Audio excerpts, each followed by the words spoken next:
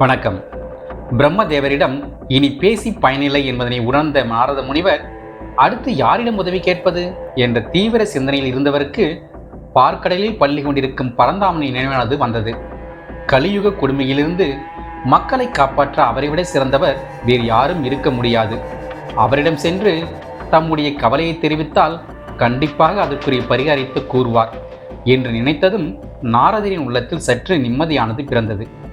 உடனே நாரத முனிவர் வைகுண்டம் விரைந்து சென்றார். அங்கே பரந்தாமன் ஆதிசேஷன் மீது சனித்திருந்தார். அவரை பார்த்த நாரத முனிவர், ஆபத் பாண்டவனே, அனாதைகளை ரட்சிப்பவனே, வரையாது மருளும் வல்லலே, வேதங்களாலும் உபனிஷத்துகளாலும் பரம்பொருளாக அறியப்பட்டவனே, அனைத்து உலகங்களுக்கும் இறைவனே, தங்களுடைய பாத கமலங்களை தொழுகின்றேன் என்று கூறி பயபக்தியுடன் வணங்கி நின்றார். திருமாலுக்கு அருகே நின்ற மகாலட்சுமி ஒரு சிறு புன்னகையுடன் நாரத முனிவரை பார்த்து, என்ன நாரதரே, வைகுந்தம் பக்கம் உங்கள் காற்று வீசுகிறது, என்ன காரணம் என்றார். தாயே, காரணம் ஒன்றுமில்லை, தங்களையும் எம்பெருமானையும் வணங்கி ஆசி வர வேண்டும் என்று தோன்றியது. உடனே கிளம்பி வந்துவிட்டேன் என்றார் நாரத முனிவர். நீ சொல்வது நம்பும்படியாக இல்லையே. இன்று உன்னுடைய கலகத்திற்கு யாரும் கிடைக்காததால் வேறு வழியில்லாமல் இங்கு வந்தது போலல்லவா தோன்றுகிறது. சரி, நீங்க வந்து என்ன கலகத்தை ஏற்படுத்தப் போகிறாய் என்றார் மகாலட்சுமி. தாயே, என்னை வீணாக சந்தேகப்பட வேண்டாம். நான் வந்த காரணத்தை கூறிவிடுகிறேன். உங்களுக்கு தெரியாதது எதுவும் அல்ல.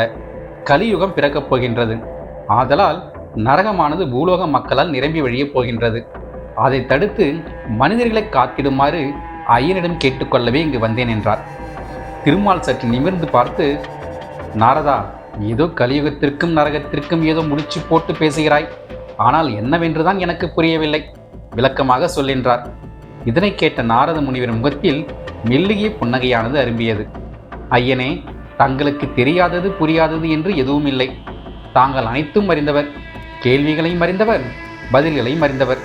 இருப்பினும் என் வாயால் சொல்ல வேண்டும் என்று நீங்கள் ஆசைப்படுகிறீர்கள். தாங்கள் விருப்பப்படியே சொல்கிறேன் என்றார். நாரத முனிவர் தான் வந்த வேலையை ஆரம்பித்தார்.